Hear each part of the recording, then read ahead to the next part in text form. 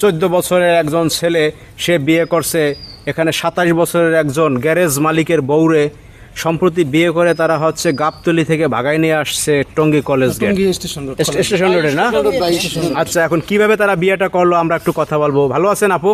জি আলহামদুলিল্লাহ ভালো আছে, আপনি ভালো আছেন? জি ভালো আছে। আপনার বয়স কত? 27 বছর। ও আচ্ছা আচ্ছা, এই পাশে কে আপনার? আমার স্বামী। হাই হাই, কি কন? এই যে আপনার স্বামী, জি। তোমার বয়স কত ভাইয়া? 14 বছর। তাই এই কি তোমার বউ? হ্যাঁ এখন আমরা যতটুকু জানতে পারছি তুমি নাকি গ্যারেজ মালিকের বউরে ভাগাই নিয়ে আসছো। হ্যাঁ হ্যাঁ, হ্যাঁ আসলে ঘটনাটা ঘটছে কি একটু বলেন তো আমাদের। আসলে ও তো আমার স্বামীর গ্যারেজে কাজ করতো। আচ্ছা আমরা গাবতলী থাকতাম, আমার গাবতলী আমার স্বামীর গ্যারেজ আছে বড় একটা। হ্যাঁ। ওই গ্যারেজে কাজ করতো, আমার বাড়িতে থাকতো, আমার বাড়িতে খাইতো সবকিছু।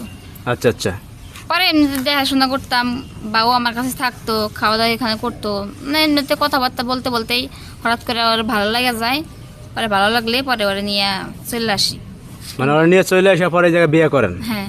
এই টঙ্গী কলেজ গেট এটা না?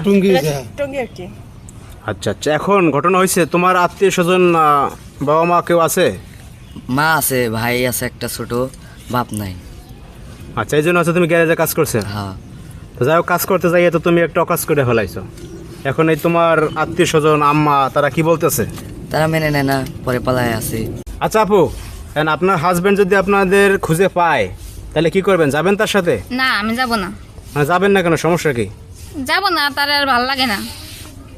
এখন ঘটনা হচ্ছে আপনি যে বিয়ে করছেন এতে 2 দিনের বইরে গিয়ে আর পকেট তো খালি, দেখেন পকেটেই নাই, কিচ্ছু নাই এর পকেটে।